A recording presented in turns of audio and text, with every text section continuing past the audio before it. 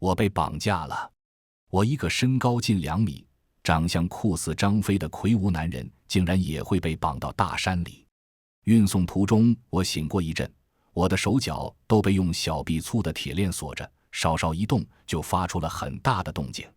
我没能清醒很长时间，很快又晕了过去。等再次醒过来时，我躺在一个破败的木屋里，意识稍一回笼，我就闻到了一股浓郁的恶臭。大家好，欢迎来到我的频道。我慢慢坐了起来，绑着我的铁链已经没有了。昏黄的光线从墙壁的缝隙中透进来，空气中漂浮着厚厚的尘埃，四周安静的可怕。我循着那股恶臭望过去，就见角落处的墙壁上歪歪斜斜写了5个大字：他们都骗我。那暗红的粘稠液体顺着笔锋滑落到地上，汇成了一小滩，似乎还未干涸。龙哥，这村子怎么这么怪？我依稀想起了失去意识前自己的遭遇。我和好兄弟大顺最近在帮一个家具厂运木材，那木材加工点的位置很偏，在一片山区的深处，来回的路程又长又曲折，路况也不好，一般大车司机都不愿意干。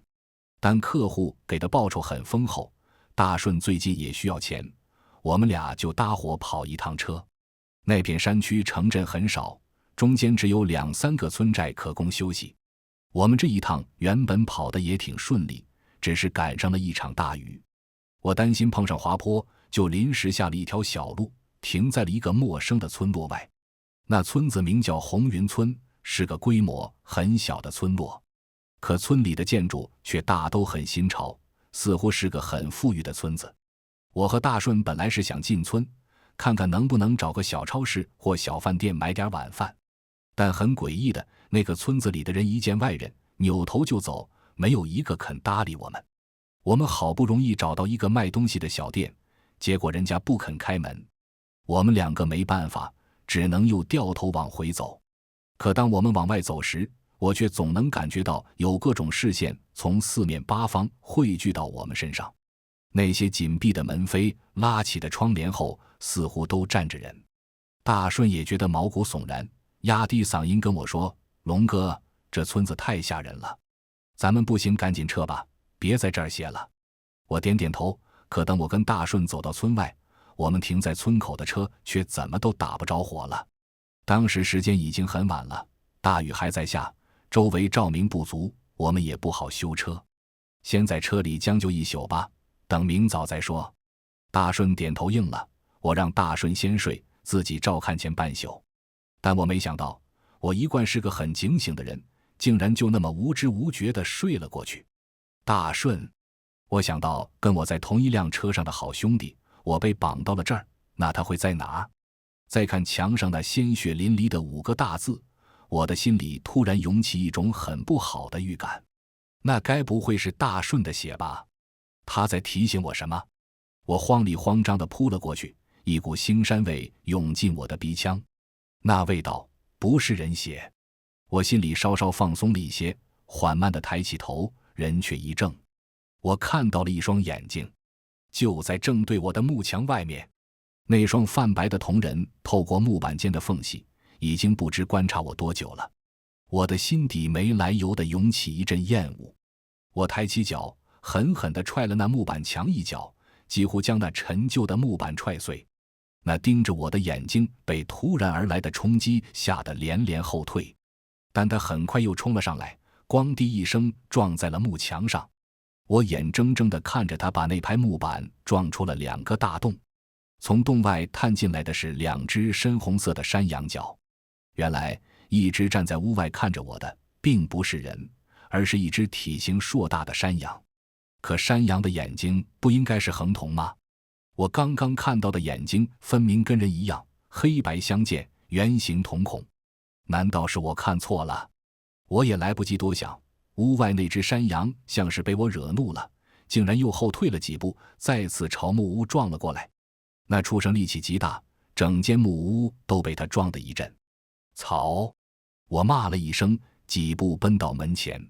那门虽然锁住了，但已经有些腐朽，扛不住我几脚。我踹碎了半块门板，就是把门梁也拆了下来，拎在手里。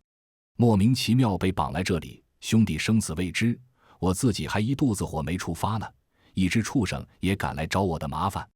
可就当我拎着门梁走出屋门时，那只怪异的山羊却跑了，只留下地上几排凌乱的蹄印。此时太阳微微西斜，看时间应该快到傍晚了。四周杂草丛生，远处能看到高耸茂密的树林，不少破损的木屋坐落在附近。这里似乎是一座隐藏在深山的废弃村寨，依稀还能看到有人生活过的痕迹。我也不知道自己昏迷了多久，但从身体的感觉上应该不会有太长时间。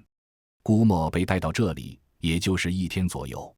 我摸遍了全身，手机、钥匙都不在身边，唯独我缠在腰上的打魂鞭没有丢。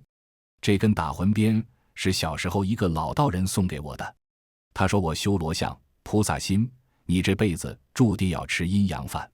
跑大车这些年，我遇上的怪事也着实不少。不过我这人天生八字硬，血性重，龙潭虎穴我都敢闯一闯。我也没时间思考太多，我必须先找到大顺。我一边喊着大顺的名字，一边在村里走。突然，救命！救命啊！我听到了一个陌生的呼救声，就在一座废弃的房屋后面。我绕了过去，就见地上被人挖开一个大坑。我走过去一看，一个年轻男人跌落在坑里。见到我，他顿时双眼一亮：大哥，大哥，救救我，拉我一把，我上不去了。你叫什么名字？你怎么会在这儿？我没有立刻把男人拉上来，这荒郊野岭里，我不能轻易相信任何人。我叫左浩。男人讨好地冲我笑了笑，咱们来这儿的目的不都是一样的吗？不过我昨天没见过你啊，你是新来的？我在找我兄弟，30来岁，比我矮2个头，叫大顺，你见过他没有？我蹲在坑边继续问道。左浩挠了挠头，脸上有些困惑。我昨天见到的倒是有几个男人，不知道有没有你朋友啊？你不是来参加祭祀的吗？对了，我们7个人的名额已经满了，怎么今天又多出来一个？什么祭祀？我皱起眉问道。左浩有些犹豫了，这我不知道能不能说啊。不说你就一直在坑里待着吧。我站起身做事要走，左浩慌忙叫住了我。哎，别啊，大哥，咱们有话好好说。这天眼看要黑了，我可不想一个人待在这儿。我走回坑边，居高临下地看着他。左浩有些无奈，仰着头问我道：大哥，你听说过替罪羊吗？原来这座废弃的村寨曾经奉行一种神秘的祭祀，他们用一些特殊手段饲养了一些怪异的黑山羊。那些山羊都长着深红色的角，人类的瞳孔。村民们相信，通过祭祀宰杀这些山羊，可以转移掉自己身上的疾病或者罪业，从而让那些替罪羊替人受过。后来这古老封闭的村落被迫移居文明社会，那种仪式也经过种种改编，成了这一带的神秘传说，在暗地里吸引了不少有这方面需求的顾客。但也不是谁都有机会的，除了足够的钱，还得有机缘。左浩看起来还挺得意，我等这个名额都等4年了，那种羊特别不好养，1年只能祭祀一次，一次只有7个名额。说着，左浩向我举起了他的左手，他的衣袖瞬间滑落到肩膀，跟他正常的右臂不一样，这只露出来的左臂干枯犹如朽木，皱巴巴的皮肤下几乎没有一丝筋肉。我这是遗传病，医院治不好。眼看30了，连女孩的手都没牵过。左浩冲我耸了耸肩，虽然说是封建迷信，但我也想来试试，万一要成了呢？所以你们这祭祀就是要宰杀7只山羊？我不太相信，总感觉过于简单了。没那么容易的，你得先能抓到山羊才行。而且也不是7只，是4只，7个人谁先抓到算谁的。左浩说到这儿，有些挫败地叹了口气，我估计是够呛了，村民只给我们4天时间。今天都第2天了，我连只山羊的影子都没见到呢。我伸手把左浩拉了上来，这个坑就是他为了抓山羊专门去挖的，结果他自己先掉进去了。大哥，你贵姓啊？我姓龙，龙长栋。我跟着左浩一路往他们的聚集地走去。昨天他们7个人已经在那里度过一夜了。我也跟左浩简单介绍了我的情况，隐去了我被绑架的部分，只说我和大顺是进山采野货，不小心走丢的。我有种预感，大顺在聚集地的可能性不太大，他应该跟我一样，都是后来人。眼下，我更希望他没有被抓来这里。左浩提到的奉行那种神秘祭祀的村子，搞不好就是我们那晚误闯的红云村。怪不得那样一个偏僻的村落会建设的那么富庶。我不知道他们把我绑到这里来的目的是什么，但总归不是什么好事。这个祭祀听起来简单，可细想却处处散发着恶意。7个人却只有4只羊，4天的时间，最后谁会愿意相让呢？更别说现在又多了一个我。我们很快到了地方，在村子的中央有一座保存完好的规模很大的圆形木屋。我们刚走近，就听到了一阵山羊的嘶叫声。我去，有人抓到了！左浩赶紧跑过去瞧，就见木屋前有人用绳子把一只黑山羊拴在了木桩上。那山羊很焦躁，一直在不停地倒腾蹄子，又不断地竖起脚，企图把木桩顶翻。我仔细看了看，这不是我之前遇到的那只。这只黑山羊个子要小很多，也比较瘦弱，脖颈处还有些白色杂毛。左浩刚靠过去，就有2个人从屋子里走了出来，离远点，别动歪脑筋。走出来的是一对兄弟，一个叫许大，一个叫许二。那个许大身材壮硕，皮肤黝黑，许二倒有些文弱，举手投足间带着些书生气。2人见到左浩身后还跟着人，都有些吃惊，但见到我的样貌又不太敢出声了。看起来屋前这只山羊就是这对兄弟抓来的。我到屋里转了一圈，四处空荡荡的，也没看到有大顺遗留下来的痕迹。没过一会儿，又陆续回来了2个人。一个年轻女孩戴着一副墨镜，头上编了很多细细的辫子，看样貌像是少数民族。在她后面又回来一个男人，大概30岁上下，长相英俊，穿着得体，谈吐也非常礼貌。左浩向我介绍，那男人叫易景晨，是位大学老师，女孩叫巴五月，从南方来的。易景晨主动跟我握了握手，对我的突然出现有些惊讶，但也没有过多询问。巴五月则一直坐在角落里没有说话，但我总觉得隔着那副墨镜，他好像一直在看着我。天马上就要黑了，我们在木屋前点起了火堆。我询问了几个人，他们都没有见过大顺。看起来我只能先在这儿待上一晚，明天再在村子附近找找看了。几个人开始吃晚饭，我孑然一身，什么都没带。左浩刚想给我分点吃的，那个叫巴五月的女孩突然提了一袋子食物递给了我。我有些吃惊，那女孩径直坐到了我的对面。我这人天生异象，容貌骇人，陌生人一般都不会随便靠近我，更不要说一个年纪不大的女孩子了。你身上的火很旺。巴五月定定地看着我，哪怕现在天已经黑下来了，她仍然没有摘掉墨镜。我从没见过你这样的人。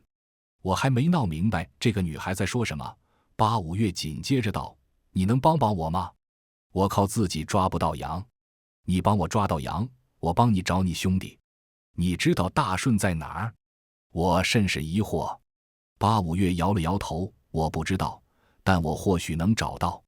说完，巴五月往下移了移墨镜，火光打过来，他那露出来的纯黑瞳仁中间仿佛裂开了一道十字形状的裂缝，隐隐透着白光。我的眼睛能看到很多不该被看到的东西。巴五月说完，重新戴好了墨镜，只要你能帮我抓到羊，我一定尽全力帮你找人。好，我可以帮忙，但我不保证结果。我向巴五月说道，如果我先一步找到我兄弟，我们会立刻离开这儿。巴五月点了点头，完全没有强求的意思。倒是左浩笑嘻嘻地靠了过来，龙哥，到时候你要是方便，也顺带帮帮我呗。我们正聊着天，远处又回来2个人。这2个人是他们7人里的最后2个了。这是一对情侣，都是大学生，男的叫任蒙，女的叫石雨涵。两人还没走近，吵架声先传了过来。看起来他们今天也是空手而归，两个人正在边走边互相指责。等靠近了聚集地，他们最先看到了被拴着的黑山羊。这里有羊！那叫任蒙的男生一见到羊，就仿佛见到了亲人，激动的什么都不顾了，直接冲了过去。你干什么？许大正时时防备着呢，两步赶了上去，一把推开了任蒙。这是我们抓到的。任蒙个子也不矮，但比起许大还是瘦弱了很多。石雨涵赶紧拉住任蒙，扯着他到旁边休息。这时两个人才注意到了我。这是谁呀？该不会还有人偷着请帮手吧？我听到那两人在悄声议论，但我也懒得解释。我们明天就去祭坛杀羊。许大一坐下，就向其他几人正式宣告，我们兄弟俩就要这一只羊，给我弟弟治病用。剩下3只你们随便抓，我们绝不插手。但是要是谁想不劳而获，打我们这只羊的主意。许大唰地从腰间抽出一把银亮的短刀，直接插在了木桩上。到时就别怪我不客气了。在座的几个人面色各异，许二拉了拉许大，让他把刀收了回去。我放弃。就在众人都各怀心思时，那位大学老师易景臣突然开口，我本来也只是好奇，对抓羊没兴趣。那3只羊你们随便分，我不参与。这一下就剩了4个人，3只羊了。如果任蒙、石雨涵这对情侣也只需要1只羊的话，那大家就可以按需分配，携手合作了。可是这2个人迟迟都没吭声。天色越来越晚，大家压灭火堆，回到木屋里休息。门外拴着的那只黑山羊好像也闹够了，认命地趴在原处。我担心大顺的安全，也惦记着家里的人。我父母早逝，妻子病故，家里只剩下1儿1女和一位老岳母。我出来跑车，我女儿每天都要给我打电话。我这样平白失踪2天，她不知道要担心成什么样子。心里有事，我一直也没睡得太沉。木屋里渐渐响起人们熟睡的呼吸声，左浩大概是最先睡着的，呼噜声也最响。其次应该是许二，他的呼吸声不太平顺，但睡得应该也很沉。我分辨着每个人的呼吸声，尽量让自己放松一些，多少休息一下精神。突然我觉得有点不太对劲，这屋子里的声音好像不知不觉地多了一个人。那个声音跟许二的非常像，连呼吸频率都一模一样。我一下睁开眼睛，可木屋里黑漆漆的，只能大概看到每个人的轮廓。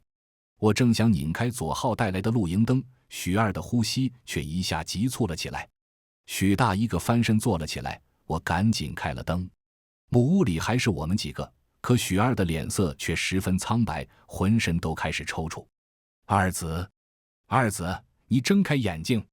许大抱着许二急呼，许二伸长了脖子，整个头向后仰，连眼白都翻了过去。易景臣抓住许二的手腕，给他号了号脉，脉搏乱得不行。他这是什么病啊？许大通红着眼睛，也不知道回答，只是死死地抱着自己的弟弟。许二抽搐了半晌，突然抬起手向空中乱抓，边抓边喊道：他进来了，他进来了！哥，快跑，我们快跑！这话让屋子里的几个人都毛骨悚然。我看向八五月，八五月摘了墨镜，在屋里看了一圈，然后摇了摇头，他什么都没看到。他进来了，他就在那儿，我不要死，不要杀我！谁也不知道许二在喊什么，许大显然也不是第一次见他发病了。二子，你再忍忍，哥明天就带你去宰羊，宰了羊，病就好了，咱们就能回去上学了。易景臣在许二身上按摩了几个穴位，也不知是不是管用了，许二的抽搐缓和了很多。这像是某种癔症啊，没去医院看看吗？许大对着易景臣态度好了不少，去了，看病看了好几年。我弟弟本来在上大学的，结果就因为这病什么都耽误了。正说着，一股阴凉的冷风从门外窜进了屋内。本来已经好转的许二一下瞪圆了眼睛，直挺挺地从许大的怀里坐了起来。他呆愣地瞪着前方，在开口时舌头像打了结，含糊不清。他们都骗我，他们都骗我。这句话让我一下想起了我刚醒来时在墙上看到的那5个血淋淋的大字。我又一次看向了八五月，这次不一样了。他脸色惨白，颤巍巍地抬起手指向许二，有东西进来了，在许二身上。许二的眼儿口鼻都开始向外渗血，许大惊慌失措。易景晨也没办法，八五月也不知看到了什么，被吓得够呛。任蒙那对情侣一直缩在墙角，看着许二的眼神满是嫌弃，完全不想掺和。左浩这时候刚醒过来，看着发病的许二，人都直发懵。我知道不能再耽搁了，许二的喉咙都在咳血。我当机立断，抽出打魂鞭，狠狠给了许二一鞭。许大阻拦不及，这一鞭子抽在了许二的手臂上，留下了一道深深的血痕。紧接着许二就浑身一抖，直挺挺地昏了过去。许大扑了上去，许二呼吸还算平稳，五官也不再出血了。我去，牛啊！左浩盯着我手里的鞭子，龙哥，你是不是龙虎山上下来的啊？我应该叫你大师吧？什么大师？我就是一个跑大车的。我把鞭子重新缠回了腰间。许大搂着许二，像是也知道我帮了他，冲我点了点头。木屋里终于重新安静了下来，大家也不敢再关灯，都头靠着墙闭目养神。我还是有些在意，我最开始听到的跟许二非常相似的呼吸声，那声音在我们开灯之后似乎就消失了。好不容易等来了天亮，当太阳的光线映进房屋内，所有人都像是松了口气。许二也醒了过来，只是整个人呆愣愣的，任凭许大怎么跟他说话，他都不吭声。许大咬紧了牙，不停地安慰自己道：没事的，咱们今天就去祭坛，等完成仪式就都好了。说实话，我是不相信这种诡异的祭祀会真的有什么功效。但此时门外那只羊已经成了这对兄弟的全部寄托。我们走出了木屋，昨晚的山羊还好好的拴在木桩上。许大已经等不及了，他一手拽着弟弟，一手去解拴山羊的绳索。任蒙和石雨涵在旁边，脸上是遮都遮不住的嫉妒。左浩和八五月倒还好，易景晨则一直紧锁着眉头。那山羊被许大硬牵着，从地上颤巍巍地站了起来。也不知道是不是许大乐疼了他突然张开嘴，发出的却不是山羊的嘶叫，而是相当清晰的一声咯。这声音让所有人都是一愣，大家都下意识地看向许二。可许二并没有开口，刚刚出声喊咯的确实是那只羊。许大牵着绳索的手都开始哆嗦，他频繁地看向自己闷不吭声的弟弟和那只顶着一双人眼的山羊。最后他还是紧咬着牙关道：等祭祀完就好了，等祭祀完成，一切就都恢复正常了。我们都不知道该不该拦他，但此时恐怕谁也拦不住他了。祭台的位置在这座村寨后山的一个山坡上，要完成祭祀，不只要杀羊，还要分别取人血和羊血，涂在对方的额头上，山羊的头也要摆在祭坛的对应位置。看着许大坚定不移地带着山羊和许二走了，石雨涵很是担心，他抓着任蒙的手臂问道：这祭祀不会有问题吧？那只羊为什么会说人话？任蒙想了想，回答道：既然要替罪，肯定要像人才行吧？这说不定就是仪式的一部分，咱们就别瞎想了。我不知道任蒙和石雨涵是为了什么来参与这场祭祀的，但看起来他们也是无路可走的样子。大家简单吃了点东西，又各自踏上了抓羊的旅程。我带着左浩和八五月，打算一边帮他俩找羊，一边找大顺。这座废弃村寨的规模并不是很大，只是房子建得有些凌乱。依照那些村民所说，那4只山羊不会离村子太远，所以不用往森林深处走。八五月带我们去了村子的南边，他昨天在这边见过一只黑山羊，或许今天还能碰到。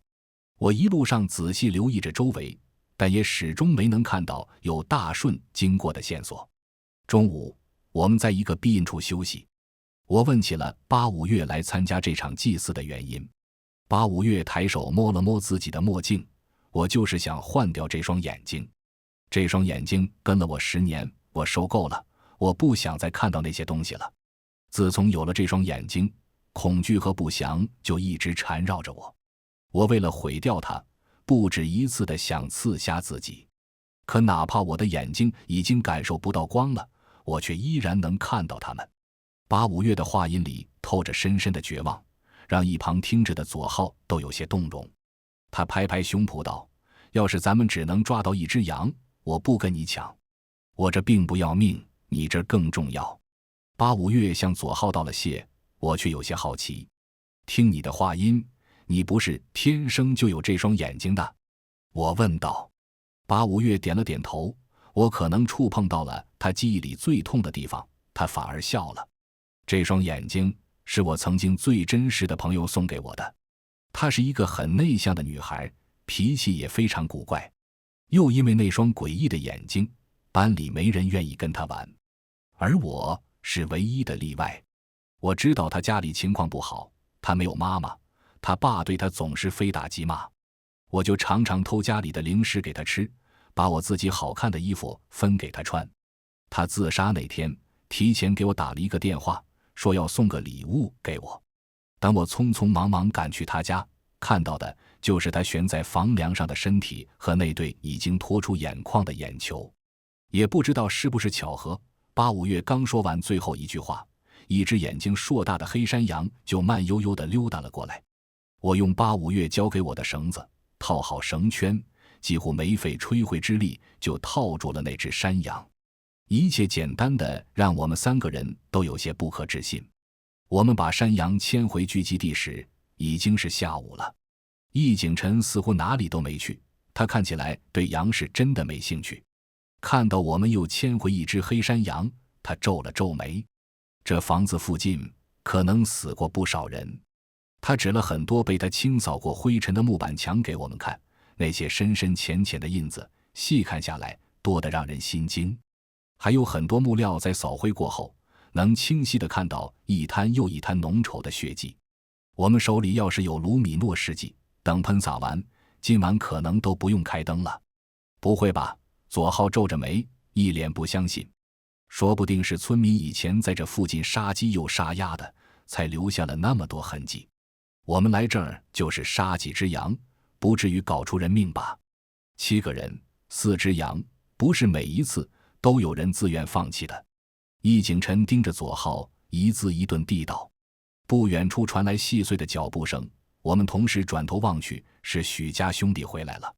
许大走在前面，也不知道他是怎么杀的羊，几乎半个身体都被鲜血浸湿了。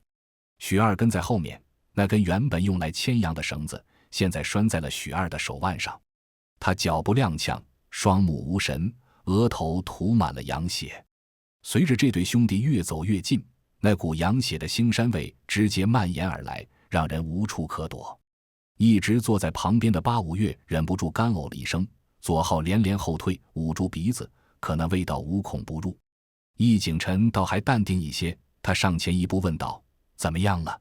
祭祀完成了？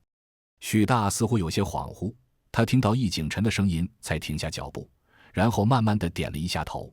先吃点东西，休息一下吧。易景晨给2个人倒了点刚烧好的热水。许大随意找了块木头坐下，又拉了许二一把。谁知许二被那绳子一牵，人没有跟着坐下，反而是双膝一软，四肢着地，简直就像一头羊。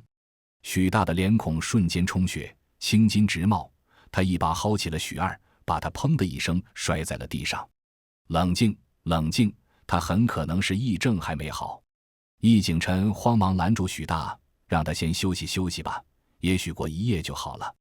许二被灌在地上，连声疼都没叫，他的身体蠕动着，好像4肢都不怎么管用了。我把许二搀了起来，把他架进了木屋。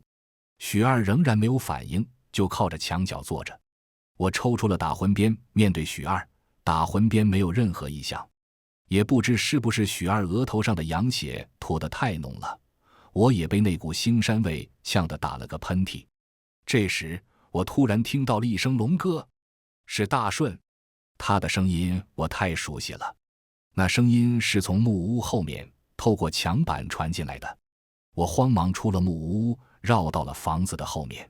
那里有棵老树，树干很粗，树下隐隐站了个人。大顺！我朝那棵树跑了过去，那个人影却突兀的一闪。龙哥，帮我报仇！那若有若无的声音飘过我的耳边。等我跑到大树下，就只看到了一滩深红的血。那血把整片树根都染红了。我抬头向上看，就看到了一片折断的树枝和树干上刺目的抓痕。我耳边响起了大顺的惨叫，我好像看到了他被人绑住了脚踝，倒吊在了树上。有人割开了他的脖子，他在拼命挣扎，鲜血洒得到处都是。极度的愤怒在我的胸腔鼓噪。大顺刚来到我身边时，他还是个孩子，是我亲自教他开车，亲自带他跑长途。我开着自己的物流公司时，他任劳任怨，是我最信任的手下。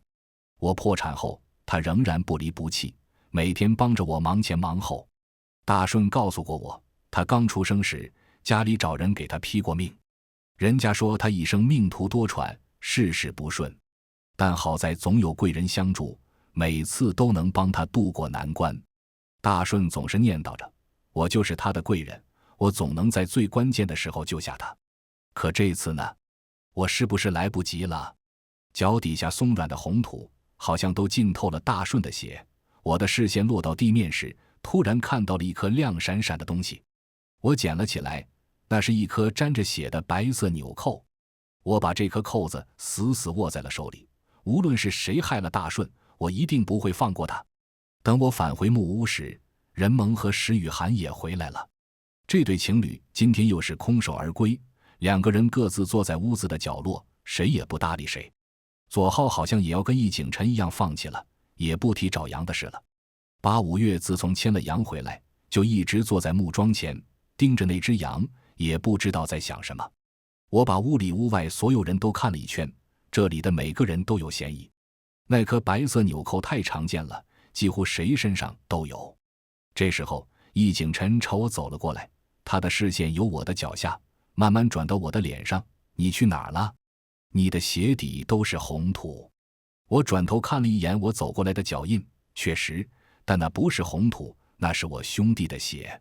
我的太阳穴在一阵阵鼓噪，我的理智正在崩溃的边缘。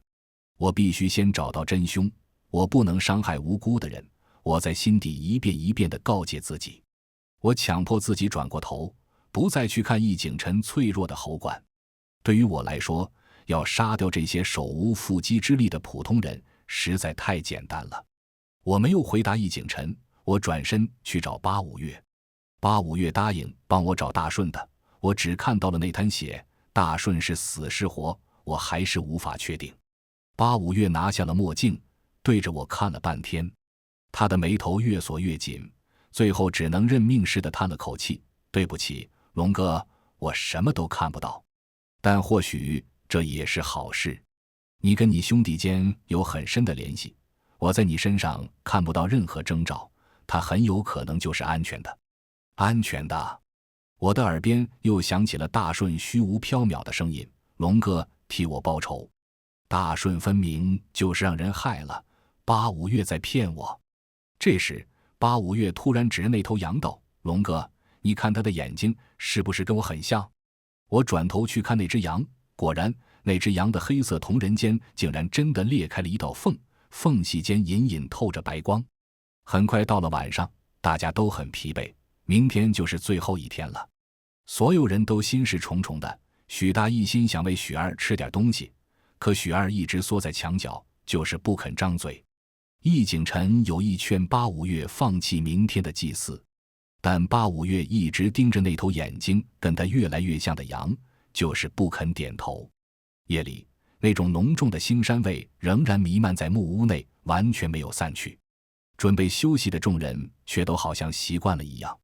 左浩摆弄着他的露营灯，没有多少电量了，想了想，他还是把灯关了。黑暗中，我一遍一遍回想着大顺的事儿，我的愤怒和伤痛与我脑中的一丝清明似乎一直在打架。我隐隐觉得哪里不太对，但那种猜测刚一涌上来，就会被我汹涌的情绪所淹没。我就不该接这种有风险的活，更不该带大顺来。我明知自己总是卷进这种阴暗诡异的怪事里来了，我就应该远离曾经的朋友。龙哥，你身上的火乱了。八五月的声音静悄悄地传来。我循着声音望去，八五月摘下了墨镜，在黑暗里，他那双异样的眼睛尤其显眼。龙哥，你说他为什么要害我？他会不会一直没有走，一直就在我身边？我知道八五月说的是谁，是那个给了他这双眼睛的朋友。别瞎想了，早点睡吧。依照八五月所说，他该看到的时候总会看到。闭眼或是戴墨镜，其实都只是他的心理安慰，让他有点依靠，能不那么害怕。我勉强提着精神安慰了八五月几句，八五月这才闭上眼睛，缓缓睡去。午夜刚过，我感觉到了一阵冷风，紧接着伴随着石雨涵的一声尖叫。左浩拧开灯时，石雨涵已经满脸是血，任萌瞳孔瞪大，像是被人掐住了脖子，手脚都开始跟着向外弯曲，像是要被硬生生掰断。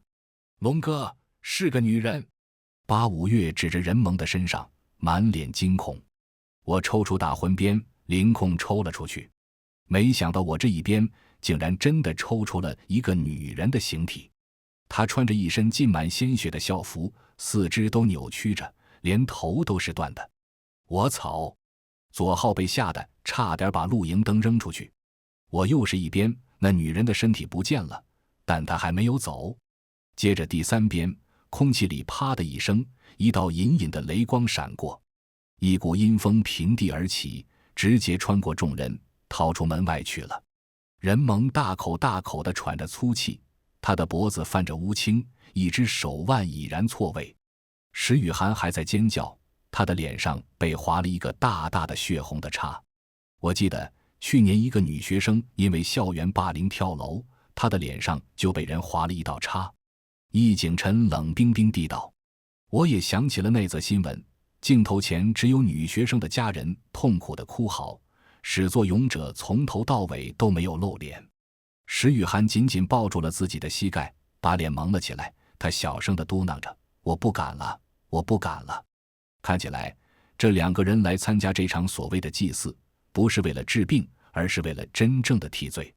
好不容易熬到了天亮，外面又是个阴天，光线很暗，我止不住地觉得恶心，从木屋里走出来，用冷水浇了浇头，才觉得好受了些。许大爷起得很早，他今天就打算离开了。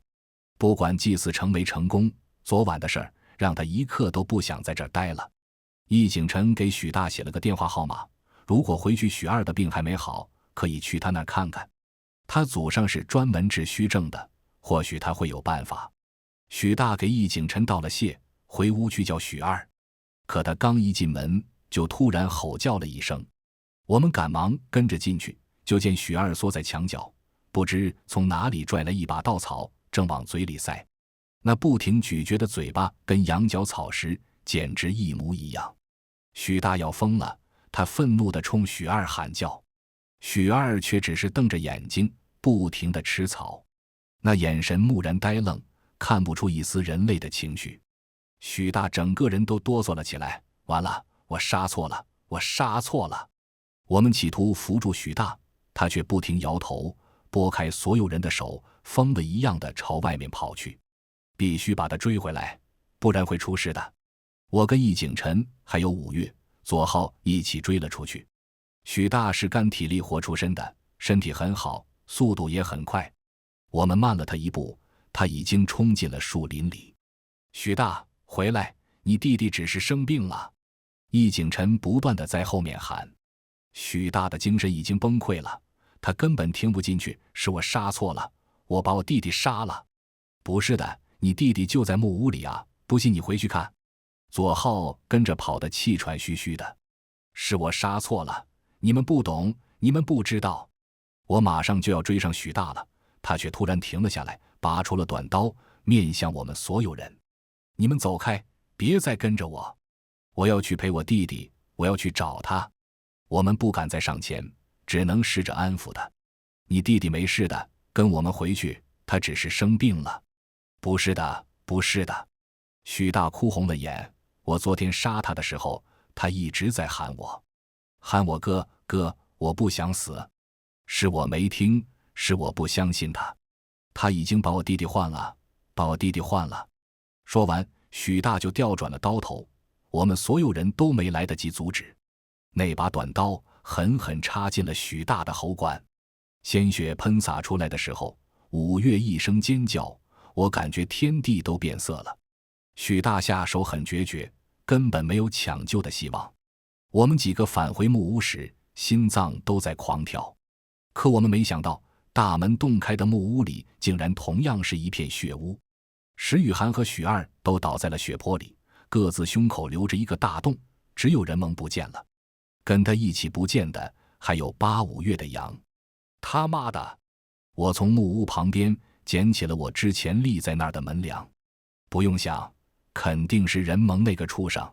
他昨晚被女鬼吓破了胆，今天跟石雨涵抢羊的时候丝毫没有留手，最后连无辜的许二都没有放过。这几个人为了杀羊，身上都带着刀。我现在严重怀疑大顺的死搞不好也跟任萌有关系。他跟石雨涵本身就是搞校园霸凌的恶魔，这样的恶魔竟然还妄想用一只羊去脱罪。我提起门梁的时候，易景晨看了那门梁一眼，又怪异地看了我一眼。我没有注意到他，我此时只剩了满腔愤怒，急需发泄。我们4个一起赶往祭坛，或许这场诡异的祭祀就该在那里结束。祭坛在一个山坡上，这里脱离了森林，附近都没有什么植被，只有干硬的荒土。可越接近祭坛，土质就越松软，一阵阵腥臭几乎都将这里腌入味儿了。等我们赶到祭坛时，任萌已经割下了那只羊的头，他满身的鲜血已经分不清有多少人血，多少羊血了。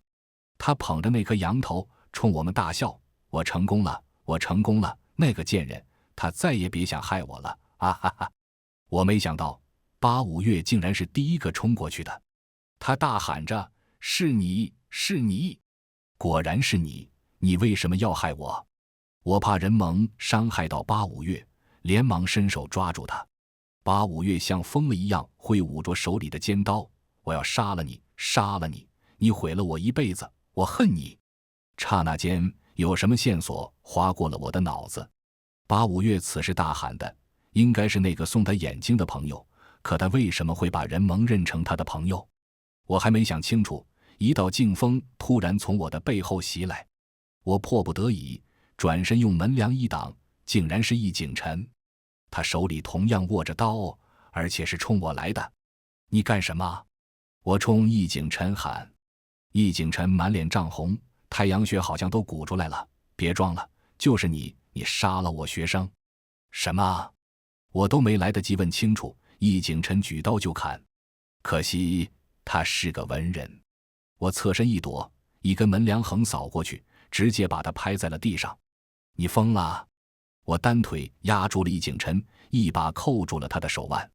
此时我突然发现他的衬衫袖口上少了一颗白色纽扣。大顺惨死的景象瞬间充斥了我的脑海。是你，你杀了大顺！我恶狠狠地掐住了易景晨的脖子，易景晨直接就不能呼吸了，脸色霎时变得铁青。只要一点点，我只要再使一点点力，我就能直接掐断易景晨的脖子。可是突然，我的眉间汇集了一股热流，好像全身的血液都跟着沸腾了起来。我被什么蒙住的大脑陡然间有了一丝清明。我这是在干什么啊？我就凭着一颗纽扣，一滩都不知道是谁的血，就要杀人？这种意识在我脑中一经产生，就如九霄雷霆轰然而落，瞬间驱逐了所有汹涌的情绪。我慌忙撤了手，那股羊血的腥膻味好像一下明显了起来，呛得我差点吐出来。易景晨急促地吸了2口气，竟然举刀又要扎我。你冷静点！我夺了他的刀，狠狠给了他一巴掌。我都不认识你，我为什么要杀你学生？那根门梁！易景晨被我打了，似乎稍稍有些清醒了，但他还是不愿相信，我学生留下笔记的那间屋子缺了一节门梁，就是你手里那根。我想起了墙上那5个字，他们都骗我。那是易景晨的学生写的。你那个学生什么时候失踪的？我拽着易景晨的领子问道。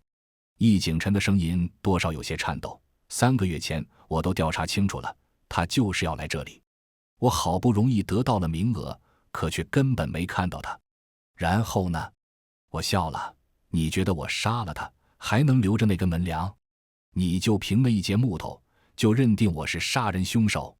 易景晨愣了，他不是一个蠢人，更不是一个冲动的人。他应该就跟我刚才一样，被什么东西蒙蔽了神智。你们在干嘛呢？你们都疯了吗？这时左浩的声音传了过来，他一直在拉扯着八五月。八五月还是疯了一样的想冲上去杀了任蒙。任蒙看似完成了祭祀，可是人已经彻底傻了，一直滔滔咕咕的原地转圈。这时天空异常阴沉，太阳已经完全隐去了踪迹，周围彻底暗了下来。左浩一时没拉住，八五月径直冲向了任蒙。我来不及阻拦，只能高声冲八五月喊：他真的是你的朋友吗？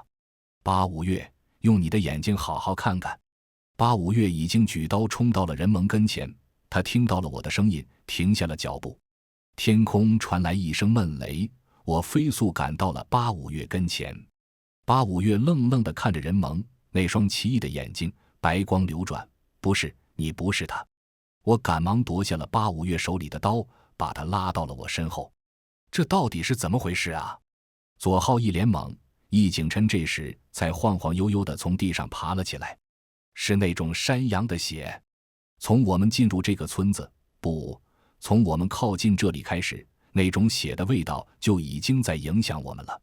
易景琛说的没错，我们彻底抛却理智，就是在许大完成祭祀，带回那一身的山羊血之后，那浓重的血腥味儿不止带来了各种幻觉，甚至让我们失去了思考的逻辑。